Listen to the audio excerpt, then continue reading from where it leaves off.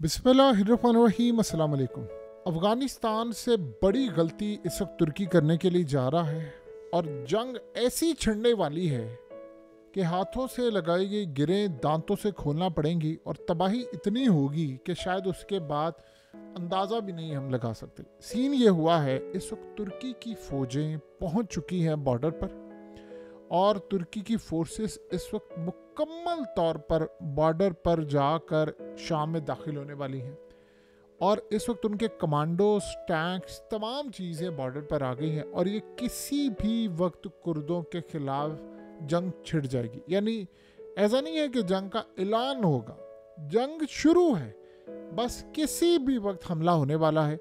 और इस सूरत हाल में कुर्दों ने वार्न कर दिया है और ट्रंप को कहा है, अमेरिका को, यानी उन्होंने, आप इमेजिन करें, बाइडन को नहीं कहा, उन्होंने ट्रंप को पैगाम दिया है कि आप तुर्की को बाज कर लें, वरना फिर हम जो लड़ाई करेंगे वो तुर्की उसको सह नहीं पाएगा, फिर हम आखिरी हद तक जाएंगे। देखिए, सूरत हाल ये है कि कुर्दों का जो मामला है कि तुर्की की इस वक्त फ़ौजें जो आ गई हैं, अब इनका जो मुकाबला होने वाला है ये असल में अमेरिका के हथियारों के साथ होगा और इजराइल के हथियारों के साथ। और ये पॉसिबिलिटी है कि हम देखें कि तुर्की का मुकाबला इजराइल की फोर्सेस के साथ भी हो जो कुर्दों के साथ मिलकर लड़ेंगे। तो आप अंदाज़ा कर सकते हैं, अगर हम इस वक्त सारी सूरत हाल का जायज़ा लें तो सारे पत्ते जो बिछाए थे इजराइल ने, वो अभी तक तो इजराइल ही जीत रहा है ना बाजी। यानी इस सारे मामले पर अगर आप देखें तो तुर्की भी ट्रैप हो गए, सारे हो गए। ये जो खेल शुरू होने वाला है बड़ा खतरनाक है। कुर्दों को हथियार पहुंच चुके हैं, उनको बिल्कुल एडवांस लेवल के ड्रोन्स और एंटी ड्रोन सिस्टम भी पहुंच चुके हैं और ख़ास तौर पर याद रखिएगा, उनके पास ऐसे हथियार इस वक्त आए हैं जिन्होंने तुर्की के टैंक्स का ख़ास तौर पर मुकाबला करना है। ये कोई छोटा काम नहीं होने वाला, ये बड़ी जंग होने वाली और ये बड़ी लंबी जंग जारी रहनी है। आप सोच लें कि इस सारी सूरत हाल में जंग का लेवल क्या होगा कि तुर्की की फ़ौजें होंगी, फिर ये बागी होंगे, ये दोनों मिलकर कुर्दों के खिलाफ लड़े होंगे और उधर इजराइल होगा, अमेरिका होगा और वो सारी फोर्सेस। और उसके बाद जो सबसे बड़ी बात है, ये दिन ज़्यादा दूर नहीं है जब तुर्की को नेटो से अब निकाल बाहर करने की भरपूर तैयारी है। आज नहीं तो कल, कल नहीं तो परसों, किसी भी वक्त आपको ये खबर मिलेगी कि इस वक्त तुर्की के खिलाफ एक खेल शुरू हो चुका है। और आपको पता है, बहुत सारी जो नेटो कंट्रीज़ हैं वो ऑलरेडी तैयार हो गई हैं कि तुर्की को नेटो से निकाला जाए और इन पर पाबंदियाँ। इजराइल ने इस अपॉर्चुनिटी को छोड़ना नहीं है और आप देखेंगे जब तुर्की फंस जाएगा, बुरी तरह फंस जाएगा, तो फिर आप इस सारी सूरत हाल में जो सबसे ख़तरनाक मरला देखेंगे कि जो शाम के अंदर हुआ है वो उर्दन में होने वाला है, वही काम आपको नज़र आएगा जो तुर्की के खिलाफ होने जा रहा है। देखिए, अर्दोगान असल में ओवर कॉन्फिडेंट हो गए। उनको ये लग रहा है कि मैंने वो काम कर दिया है जो आज से पहले नहीं हुआ था शाम में। और ये बात सारी दुनिया को पता है कि शाम के अंदर जो कुछ हुआ है वो अमेरिका, इजराइल और तुर्की ने मिलकर किया है। तुर्की ने लीड ज़रूर किया है, लेकिन इजराइल और अमेरिका की मदद के बगैर ये काम हो नहीं सकता था। तो अर्दोगान ये सारे हैं कि असल में इस वक्त जो हिस्सा है, मैं कुर्दों वाला वो हिस्सा ले लूँ, क्योंकि उनके पास एक बहुत बड़ा हिस्सा है। और उन्होंने कहा है कि अगर अर्दोगान यहाँ तक आया है तो फिर हम तुर्की में दाखिल होंगे, फिर लड़ाई जो है वो वहाँ तक जाएगी। आपको क्या लगता है, ये जो हथियार आएंगे, ये जो इस कुर्दों के पास आ रहे हैं, ड्रोन सिस्टम में सब कुछ आ रहा है, जो शाम के अंदर सब कुछ, कहाँ पर इस्तेमाल होने हैं? बाद तुर्कों के खिलाफ इस्तेमाल होने। तो ये बात तो अच्छी तरह समझ लें कि अगला जो मरहला आने वाला है वो बड़ा ख़तरनाक है। देखिए, इस वक्त सबसे बड़ा काम ये है कि अर्दोगान को जो चैलेंज होने वाला है वो होने वाला है इजराइल से, बहुत बड़ा चैलेंज। इजराइल की फिंगर टिप्स पर है इंटरनेशनल ताकतें, जो वो चाहेंगी वो तुर्की के खिलाफ काम कर देंगी। आप एक बात याद रखिएगा, ये जो लड़ाई होनी है, देखिए तुर्की ने सारी ज़िंदगी जो मर्जी आप कर ले, इवन के तुर्की के ऊपर हमला भी हो जाए तो वो इसराइल पर हमला करने के लिए नहीं आएंगे।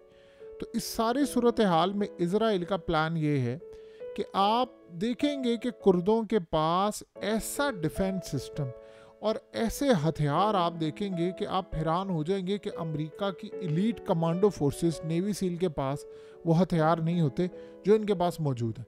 सो ये सारी सूरत हाल में वो सारे के सारे तुर्कों के खिलाफ इस्तेमाल होने हैं। तो आप बताइए कि अर्दोगान कहाँ पर खड़े होंगे? अब होगा क्या कि जब ये जंग यहाँ पर छिड़ जाएगी तो इसके असरात जाएंगे तुर्की में। कुर्दों ने तो जाहिर सी बात है फिर तुर्की पर हमला करना, बड़ा शदीद ड्रोन सिस्टम और सारा कुछ उनके पास होगा।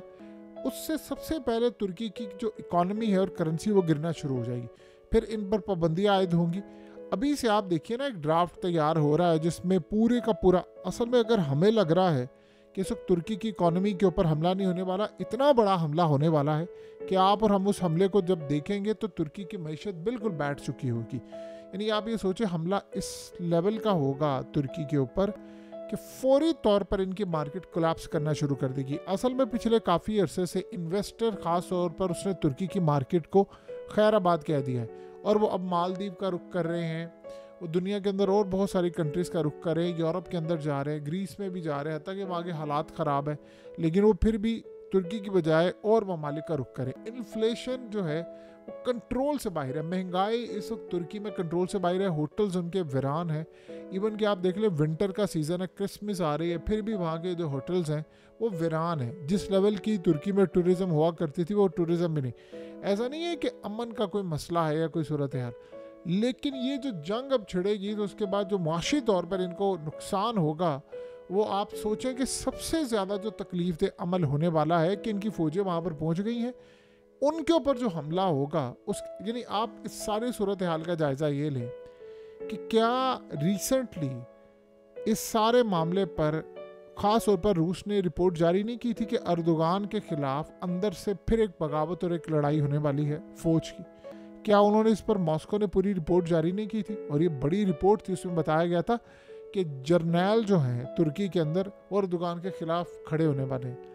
इसके बाद से जो सबसे बड़ा मसला, तो उसमें एक और भी बात की गई कि आप वो 2014-15 वाला टाइम भूल जाएंगे जो अब होने वाला है। उसकी वजह यह है कि एक तो अर्दोगान के साथ अब कौम नहीं है। देखिए इस दफ़ा अगर वहाँ कोई ऐसी सूरत हाल होती है तो क्या अवाम टैंकों पर आके आगे लेटेगी? सवाल ही पैदा नहीं होता। देखिए अवाम उनके लिए, लीडरों के लिए निकलती है जो उनके साथ कनेक्टेड होते हैं। अर्दोगान तो इलेक्शन भी हार रहे हैं और ये आखिरी टर्म है उनकी, उसके बाद क्या सूरत हाल होगी? वो ये समझ रहे हैं कि हम कुर्दों को मारेंगे, फलाना करेंगे, ये मामला नहीं होने वाला। तो वहाँ पर उन्होंने बड़ा क्लियरली कह दिया था कि एक लड़ाई सर पर खड़ी है और ये रोक नहीं पाएंगे उसको।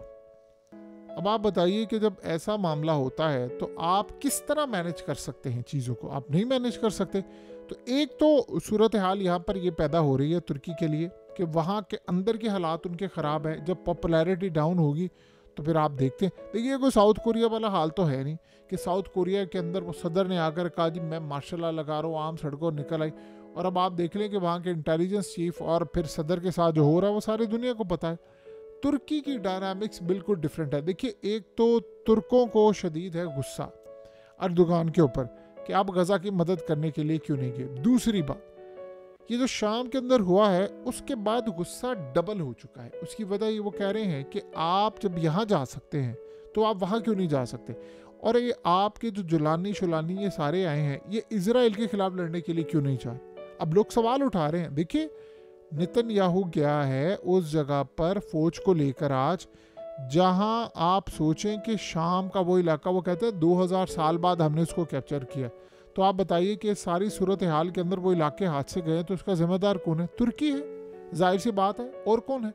लेकिन क्या बजाय, यानी आप सोचें कि बजाय कि इजराइल से लड़ने के उसको मजीद इलाके दे दिए हैं, तो फिर लोगों का गुस्सा तो इस वक्त आसमान पर जाना ही था। सो अब जो अगला मरला है, अगर ये जंग तुर्की में दाखिल हो गई तो फिर अर्दवान बच नहीं पाएंगे, यानी उनके लिए फिर इसको सरवाइव करना मुश्किल होगा। फिर वही सूरत हाल होगी कि उनको बताया जाएगा या तो आप इस्तीफ़ा देकर घर चले जाएं, क्योंकि ये जो लड़ाई है वो अर्दोगान शायद ये समझ रहे हैं कि जी हम कुर्दों के ख़िलाफ़ मैं फ़ौजें उतारा हूँ, हम लड़ाई करेंगे, ये बागियों को लॉन्च करेंगे। वो असल में ओवर कॉन्फिडेंट हो गए। आपको याद है अलेक्जेंडर डुगिन ने क्या बात की थी, जो रशियन फ़िलासफ़र है, उसने यही बात की सिंपल। उसने कहा ये अर्दोगान के लिए ट्रैप है, और उसने कहा ये इतनी बुरी तरह ट्रैप है। यानी असल में उसके कहने का मतलब ये था कि इसराइल ने अर्दोगान से ये डील की, अमेरिका के साथ भी मिलकर डील की कि भाई आप बशारुल असद को हटाएं ये जुलानी शुलानी के थ्रू, और फ़ौज को भी अंदर से पकड़ा, सारा कुछ किया शामी फ़ौज को, और कहा कि आप इसको हटाएं, उसके बाद आप कुर्दों को मारे, आप कुर्दों को मारे, हम अपना इलाका कुछ लेंगे, आप अपना ले और अपने अपने इलाके ले लेते हैं। अब जब एक तरफ इजराइल ने काम कर लिया तो आपको पता है कि उसके बाद की सूरत हाल क्या है? वो ट्रैप में आ गए। अब जब ये तुर्की के खिलाफ लड़ाई होगी तो इन्हीं कुर्दों को अमेरिका और इजराइल अब मुकम्मल तौर पर बैक कर रहा है और इन्होंने अब तुर्की की ईंट से ईंट बचानी है। तो आप ये सोचें कि अभी जंग शाम में है, तो ये बॉर्डर क्रॉस करके जब अंतोलिया इस्तांबुल तक पहुंचेगी तो फिर आप उसका अंदाज़ा लगा सकते हैं कि तबाही का लेवल क्या होगा। देखिए टाइम बिल्कुल थोड़ा है, अब उसके बाद की जो चीज़ें हैं ये बिल्कुल तुर्की के खिलाफ होने जा रही हैं और ये तमाम ताकतें मिलकर अब तुर्की पर, एक दफ़ा तुर्की कमज़ोर हुआ तो आप देखेंगे फिर इसराइल का जो हमला होगा वो आप और हम सब इसी तरह देखेंगे जैसे शाम में हुआ।